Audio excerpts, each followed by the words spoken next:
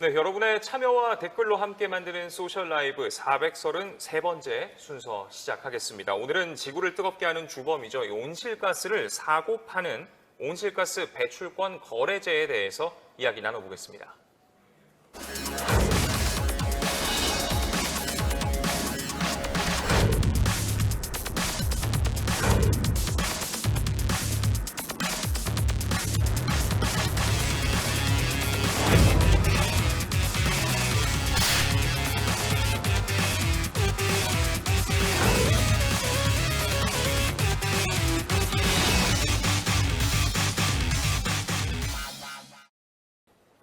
네, 뿜어내지 말아야 할 것이지만 이제 배출권, 뿜어낼 수 있는 권리를 주고 이걸 돈을 주고 사고 팔 수 있는 이 온실가스 배출권 거래제가 도입이 된 지 5년이 지났습니다.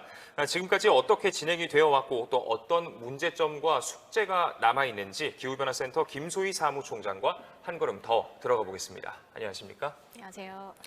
자, 일단 이 탄소 배출권을 네. 거래한다는 것 자체가 우리 네. 시청자분들한테는 좀 많이 생소한 개념일 것 같은데 대기오염 물질을 배출하는 데에다가 이제 권리를 주고 또 거기에 네. 그 권리를 사고 판다. 팔 수도 있고 선뜻 좀 이해가 잘 안 되는 그런 느낌도 있습니다. 그러니까 탄소 배출권이란 단어는 뭐 최근에 나왔던 문제이기도 한데 워낙에 그 70년대부터 그 대기 오염 문제를 해결하기 위해서 썼던 것 중에 하나가 캡 앤 트레이드라고 네네.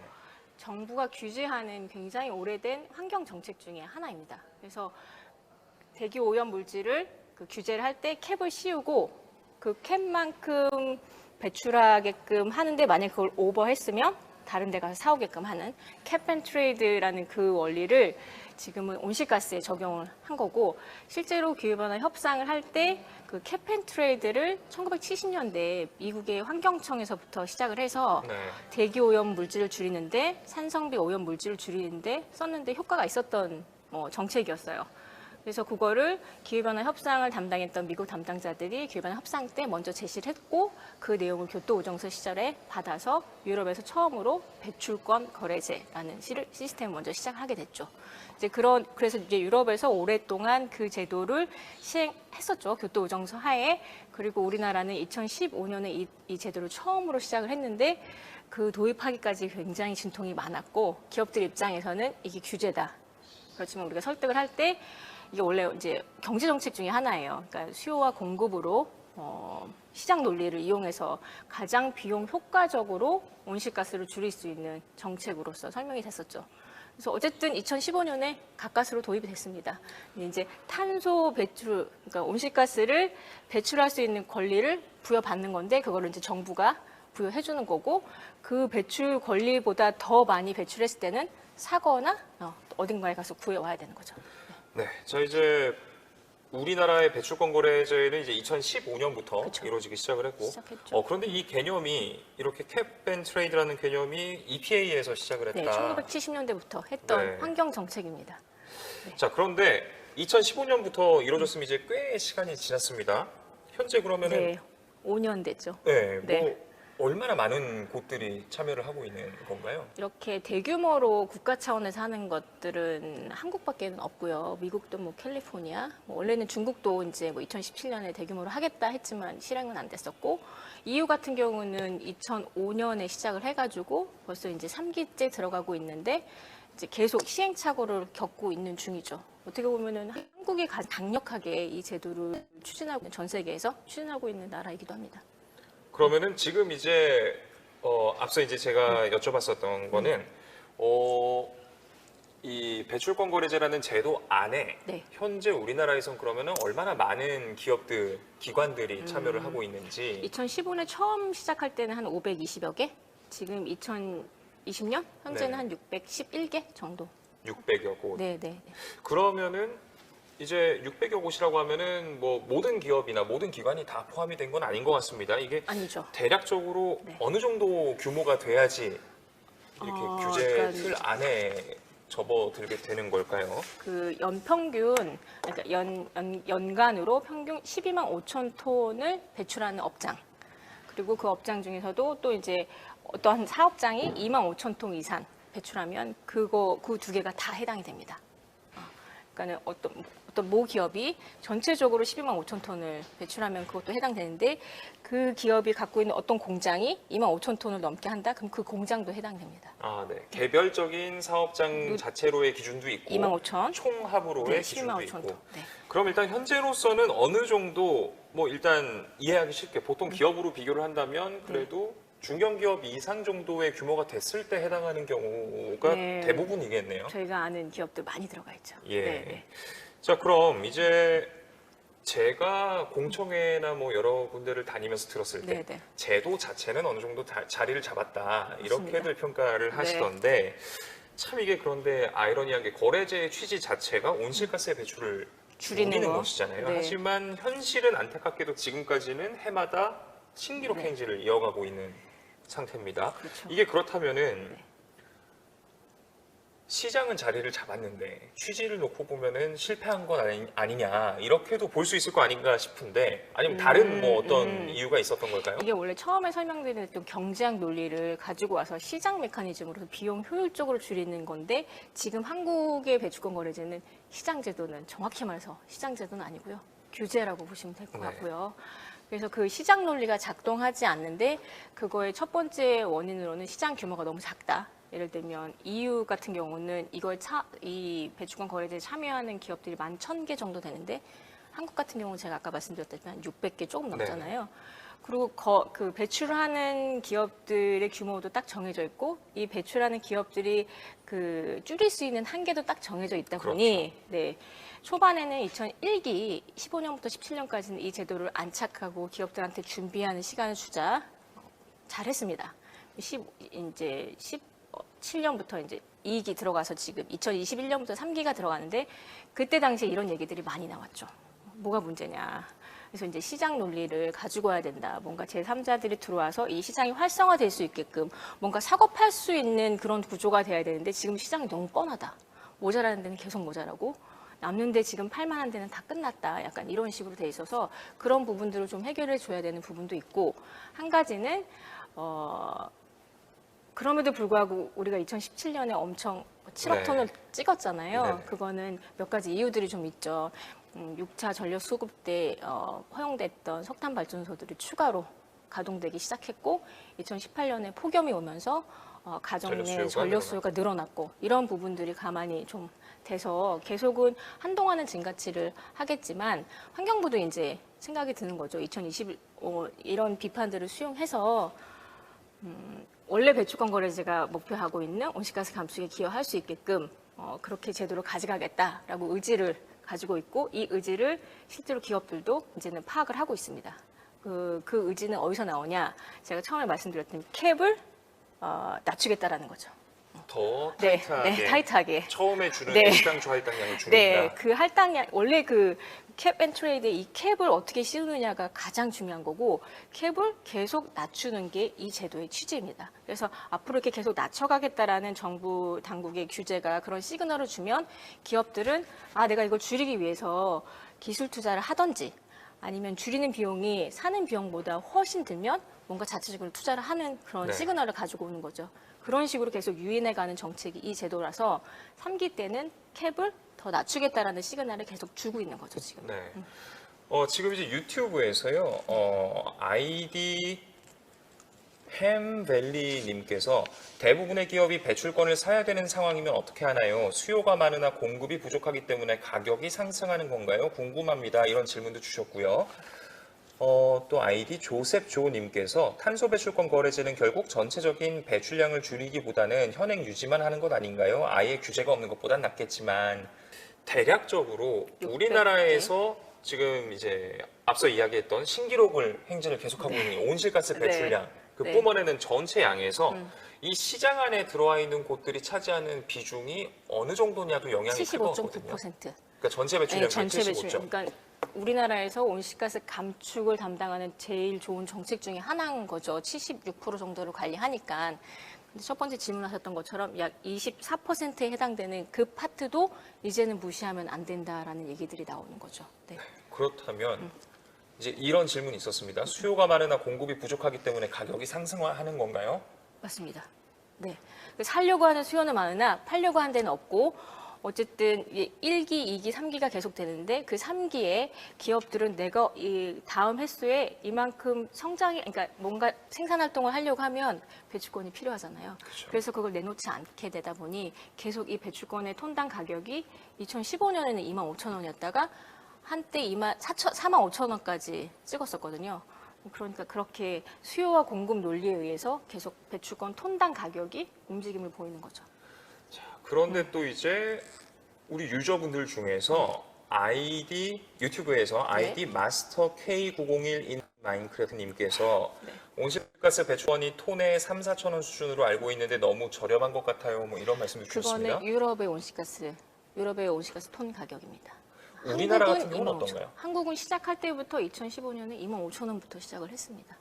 그래서 이제 기업들이 계속 성토를 하는 거죠. 너무 빠르게 급상승하는 게 아니냐. 그래서 시장을 좀 내가 거래를 할 수 있게끔 뭔가 물건이 나와야지 거래를 하지 않겠느냐. 뭐 이런 의견들을 계속 줬고 그러했던 그 시행착오 기간이 1기, 2기라고 보시면 될 것 같습니다. 그래서 3기부터는 제3자 시장 활성화, 뭐 이런 파생 상품, 금융 상품도 만들어가지고 시장 활성화하는 기능도 지금 고려를 좀 하고 있고요. 네. 자, 그런데 이제 공청회에 가서 실제로 기업의 입장이나 정부의 목소리나 들어보면은 분명 더 그 캡을 줄이겠다라는 시그널도 있습니다만 사실 글쎄요. 발언 시간으로 봤을 때나 목소리 네. 크기로 봤을 때나 네. 빡빡하다, 힘들다라는 목소리가 더 컸습니다. 현장에서 지켜보셨을 때 지금까지의 우리나라의 거래제 네, 이제 6년 차 네. 어떻게 평가하시는지요? 초반에는 기업들이 우는 소리를 좀 많이 했습니다. 네, 준비도 안 했었고요. 설마 이게 가겠어 했는데 초반에 했던 얘기들은 이제 그런 식으로 들으시면 될 것 같고 뭐 그냥 이 제도가 여전히 지금이라도 없어졌으면 좋겠다라고 얘기하시는 기업들도 계시는데 그렇게 하는 거 말고는 이제는 이제 1기를 거치고 한 4년째 지나니까 기업들도 이제는 준비를 해야겠다라고 이제 마음을 먹으시고 뭔가 내가 그 사야 되는 비용보다 차라리 기술 투자하는 게 더 낫다 하는 그런 정책적인 결정들을 기업 차원에서 하기 시작을 하는 거죠. 네. 네, 실제로 어떻게 보면 지금 현재 해외에서도 뭐 탄소 국경세 같은 논의를 네. 굉장히 하고 있고 그러다 보니까 국내 규제인 이 배출권 거래제 안에 있으면서 탄소 배출량을 저감하는 기술 투자를 하는 것이 네. 장기적으로는 해외 수출을 더 용이하게 만드는 궁극적으로는. 그런 쪽으로 작용을 할 수도 있지 않을까. 네, 그거를 유도하는 정책이 바로 이 정책이죠. 근데 그거를 결정하는 가장 중요한 게 탄소 가격. 이제 월드뱅크에서 발표를 했잖아요. 지구의 온난화 1.5도씨를 지키기 위해서는 탄소 톤당 가격이 5만 원은 돼야 된다. 그래야 기업들이 어디 가서 그래야 사오지 않고 움직인다. 움직여서 기술 투자를 하고 뭔가 이런 저탄소 사회로 전환하기 위해서 뭔가 투자를 계속한다. 근데 이제 제가 잠깐 이제 우리나라 한국 시장은 45,000원 정도까지 찍었다고 했잖아요. 그런 차원에 있어서는 전 세계적으로 봤을 때는 한국의 ETS 시장이 그렇게 못하는 건 아니에요. 그런데 이제 기업들한테 준비할 시간을 주고 뭐 그런 지원 같은 것도 동시에 있어야 되고 또 시장이 활성화되게 이제 정말 시장으로 굴러가기 위한 규제가 아닌 그런 대책들이 좀 같이 마련이 돼야 되는 부분들이 있죠. 또 이제 유튜브에서 아이디 에이드리언 헐님께서 주식시장에선 거래가 안 되나요? 이런 질문도 주셨습니다. 한국거래소에서 그렇죠. 네, 한국거래소에서 지금 이미 거래가 거래를 되고 하고 있습니다만 있습니다. 네. 거래 주체가 아무래도 이거에 할당 해당되는. 대상이다 보니까 네. 저희에겐 익숙하지 않은 건데 근데 앞으로 이 부분에 조금 변화가 좀 생길 움직임도 보입니다. 네, 그 제3자 활성화 방안에서 그 개인도 할 수 있게끔 해라. 그래야 개인이 줄인 부분에 대해서 나도 뭐 예를 들어서 아파트에서 뭐 LED로 다 고쳐해가지고 거기서 얻은 배출권이 생겼다. 그걸 나를 그 그러니까 한국거래소 가가지고 거래할 수 있게 해라. 이런 목소리들은 좀 있었어요. 그런데 이제 그 환경부에서 좀 조심스럽게 보통 주식시장이 파생 상품이 들어오면 의도치 않게 그 요동치는 부분들이 있잖아요. 그래서 조심스럽게 접근을 하려고 하는 건데 그 많은 분들께서는 제가 초반에 말씀드렸다시피 76%는 이 배출권 거래제로 관리가 되지만 24%에 해당되는 뭐 작은 기업들이라든지 시민이라든지 이런 분들의 동참을 이끌려면 전 국민이 다 같이 배출권 거래제에 참여할 수 있게끔 하는 것도 또 다른 방법 중에 하나가 될 수 있다고 봅니다. 이 배출권 거래제의 대척점에 있는 게 탄소세예요. 네네, 그렇죠. 네네. 자, 이제 네이버 TV에서도 저희가 생중계를 해드리고 있는데 아이디 경제세우기님께서 탄소 배출권 자체가 큰 의미가 없습니다. 일단 미국이 탈퇴한 상태에서 무슨 의미가 있나요? 파리 협정을 네, 이야기를 하시는 얘기하시네요. 것 같고요. 네. 또 이제 석유가 아직도 경제를 움직이는 기준 중에 하나인데 탄소 네. 배출권 말하면 누가 귀 기울일까요? 여기에 대해서 좀 이야기를 해보겠습니다. 자, 이제 거래 시장이 이제 정말 말 그대로 진정한 의미로 좀 정착이 된 사례, 안착이 된 사례는 이제 우리가 이유를 꼽을 수 있을 것 같은데. 네, 안착이 됐다라고 하기는 좀 그렇고, 이유도 2005년에 시작할 때는 어느 정도 적정 가격을 가지고 했는데, 그 다음에 이렇게 이제 배출권이 가지고 있는 문제들, 네네. 약간 뭐 정말 나오면 안 될 배출권들이 나와가지고 사고 팔고 숫자 노름을 한 경우가 그쵸. 있었어요. 그것 때문에 이제 가격이 폭락을 했고 더 이상 미국의 유럽의 배출권 거래 시장에 대한 신뢰가 떨어지니 자체적으로 수정하는 노력들을 했고 지금 다시 3기째 들어가면서 그 부분을 개선하려고 하고 배출권 거래 시장에 기존에 없던 뭐 수송 부분이라든지 건물 부분이라든지 그런 부분들을 더 포함해서 관리하려고 하고 있죠. EU 시장도. 그러니까 실질적으로 이제 참 현대판 봉이김 선달이 될 수도 있는 자칫 네. 규제를 하는, 그러니까 컨트롤해야 되는 입장에서 네. 자칫 조금이라도 신경을 못 쓰는 순간 맞아요. 이게 참 그래서 이제 탄소세로 가야 된다라고 얘기를 많이 하시는 기업에 계신 분들이 대부분 다 그렇게 말씀하시죠. 네. 네. 또 이제 유튜브에서요 아이디 주인태님께서 해외에 나가 있는 우리나라 기업에도 적용이 되나요? 속지주의인가요? 속인주의인가요? 이런 질문도 주셨습니다. 배출권 거래제 내가 만약에 100이라는 할당량을 받았다 하면 이 100 중에 10%를 본인의 그 사업장 외에 다른 부분에서 그 충당할 수가 있습니다.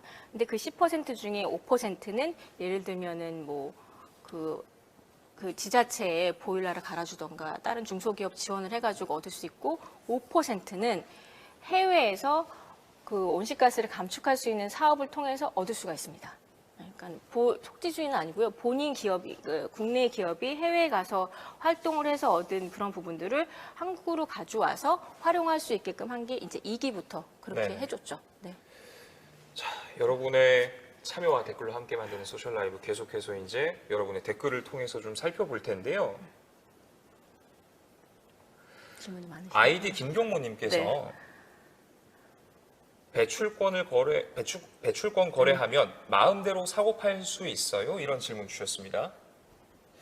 그러니까 이제 그런 거겠죠. 그러니까 지금 개인이 참여할 수 있나요? 그런 질문일까요? 아니면 개인 단위는 아직 이제 참여를 못 한다라고 답변을 그쵸. 드렸으니까 이걸 기업으로 이제 생각을 네. 해보면은 남는 배출권이 있다, 혹은 남을 것으로 예상이 되는 상황이다 하면 언제든지 판매를 할 수 있는 네, 그냥 건가요? 주식시장에 올리는 것처럼 올리죠. 근데 그게 이제 가격이 높을 때 보통 기업 입장에서도 높은 가격일 때 팔고 싶어 하잖아요. 그래서 그 시장 추이를 지켜봅니다. 한국거래소. 그러다 보니까 그런 특정 시점에 거래량이 급등하는 그런 것들이 좀 시그널들이 좀 있었는데 예. 그럴 때 그러니까 정부가 규제가 잠깐 간섭을 했어요. 그래서 뭐 다시 가격이 폭락하고 그런 경우가 있었는데 저희 입장에서는 그런 것들은 그냥 시장에 맡겨놔라. 정부가 간섭하지 않아야 된다. 정부가 간섭하는 순간 그게 시장이 아니라 규제다. 이렇게 얘기를 좀 했었죠. 네. 네, 또 이제 유튜브에서 아이디 미라시님 이거 보니 대동강물 팔아먹은 봉이김 선달 얘기 생각나네. 이렇게 되지 않도록 정말 저희가 그렇죠. 주의 깊게 지켜봐야 합니다. 진짜 예. 캡을 계속 낮추면서 이만큼을 줄여야지 그게 그 낮춘만큼 온실가스가 감축된 부분이거든요. 네. 또 이제 유튜브에서 아이디 전과범이라는 님께서 배출권 가지고 쌓아만 준다거나 혹시 모를 사재기를 해서 부작용이 나오지만 않는다면 좋은 방안일 듯합니다. 이게 그러다 보니까 이제 배출권마다 이름이 있죠. 뭐 KAU 네. 15, 16, 예. 17 이렇게. 그 한때 그 기업 그러니까 모든 사람들이 다 똑같이 생각을 하는 거죠. 그렇죠. 우리가 내년도에 이걸 활동할 거니까 쌓아둬야지. 그래서 2월을 금지하는 것도 했습니다. 네. 자, 이제 유튜브에서 썰교수 관점TV님께서는 국가별 온실가스 배출량은 어떻게 측정할 수 있나요? 눈속임은 힘든가요? 이런 질문도 주셨습니다. 네, 그건 수치가 다 돼 있고요. 거기에 맞춰서 그 방법론에 따라서 그 데이터에 맞춰가지고 넣는 거고 그것만 하는 온실가스 정보 센터도 있잖아요. 그렇죠. 실질적으로 저희가 앞서 이제 CG를 통해서 우리나라의 전체 온실가스 배출량, 탄소 배출량 그래프를 보여드렸는데 그거 보시면 이제 2017년, 2018년이 맞아요. 계속 잠정이라고 표시가 되어 있습니다. 이제 그거가 왜 잠정이냐면 굉장히 검산도 철저하고 네. 측정하는 과정이 굉장히 세밀하고 정확하게 측정을 하다 보니까 2020년 시점에서도 사실 17년 데이터를 얘기할 수밖에 없는 거예요. 그렇죠. 네. 예. 그러다 보니까 이거는 우리나라뿐만 아니라 각 세계 각국이 이런 절차들과 그런 프로토콜을 지켜가면서 하는 거라서 눈속임은 다행히 뭐 그런 힘들다. 부분들은 뭐 물론 누군가가 악의적으로 어떻게 할지는 저희는 알 수 없겠습니다만은 구조적으로 시스템상으로는 좀 힘들다라고 답변을 드릴 수 있을 것 같습니다. 자 이제 현재 시각이 9시 9분을 막 지나고 있는데요. 자 그렇다면 앞으로의 우리나라 이 배출권 거래제 시장 어떻게 될 거라고 보십니까? 저희가 2030년까지 BAU 대비 37%를 줄여야 되고 2030년에 5억 3,600만 우리나라가 배출하는 게 5억 3,600만 톤이어야 됩니다. 2억 톤 정도 줄여야 되는 거네요. 네. 그러려면 거기에 맞춰서 배출권 거래제가 그 역할을 해줘야 되는 거죠. 캡을 그래서 이제 기업들도 아는 거예요. 3기부터 세게 들어오겠구나. 그럼 내가 어떤 사업을 해야 될지, 재생에너지 투자를 해야 될지, 뭐 이런 부분도 있고, 그리고 그렇게 가는 와중에서 그 로드맵상에 어떤 분야에서 가장 많이 줄이나 이렇게 봤을 때 전환 부분, 그러니까 에너지 전환하는 부분, 산업 부분보다 훨씬 더 높아요. 그 말은 무엇이냐면 이제 에너지 전환, 그러니까 석탄 발전에서 뭐 LNG나 재생에너지로 가는 쪽에서 줄여야 될 역할들이 훨씬 크다. 뭐 이렇게 얘기를 하고 있는데 지금 가장 큰 문제가 이제 저희가 이제 전력 시장이라는 또 다른 구조가 있고 전력 시장에서 가격이 싼 발전원으로 이제 먼저 전력을 공급하잖아요. 근데 저희는 오랫동안 석탄이 그 위치를 차지하고 있어가지고 그런 부분들이 있는데 그러면 이 석탄이 먼저 들어가지 않기 위해서 이 배출권 거래제에 해당되는 배출권 가격을 그 부과를 해서 다른 좀 더 깨끗한 에너지원이 먼저 시장에 이제 먼저 공급이 되게끔 하는 그런 식으로 한다면 자연스럽게 전환 부분에서 되는 부분들을 줄여갈 수 있지 않을까 이렇게 전문가들이 의견도 주시고 그래서 배출권 거래제랑 온실가스 감축 로드맵을 달성하기 위해서 배출권 거래제랑 전력시장이 에너지 전환이 같이 정합성을 가지고 가야 된다 이런 얘기를 3기부터는 들어갈 것 같습니다. 네, 자 여러분의 참여와 댓글로 함께 만드는 소셜 라이브 이제 마무리할 시간이 다가오고 있는데요. 저희가 매번 이제 이렇게 의견 주신 분들 중에서 두 분께 선물을 보내드려요. 그래서 오늘 이제 사무총장께서 한번 보시고 눈에 띄는 두 분을 선정을 해주시면은 좋겠습니다. 네.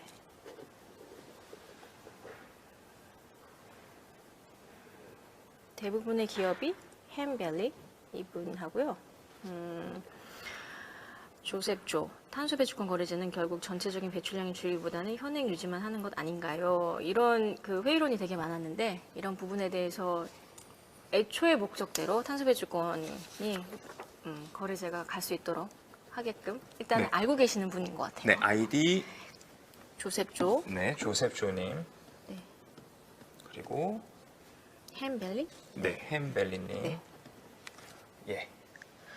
네, 유튜브 아이디 햄벨리님 그리고 조셉조님께 저희가 준비한 소정의 선물 보내드리도록 하겠습니다. 모쪼록 이 온실가스 거래제가 당초 의지대로, 당초의 목적대로 잘 진행이 되려면 정부와 기업들의 노력도 필요하지만 그 시장을 계속해서 지켜보는 관심도 중요할 것입니다. 저희 언론도 계속해서 주목을 해야겠지만 시민 여러분들께서도 계속해서 이 거래제 시장에 관심과 주의의 눈길을 유지해 주신다면 궁극적으로는 정말 원래의 취지대로 온실가스를 잘 줄일 수 있지 않을까 그렇죠. 기대를 해보면서 오늘 순서 마무리하도록 하겠습니다.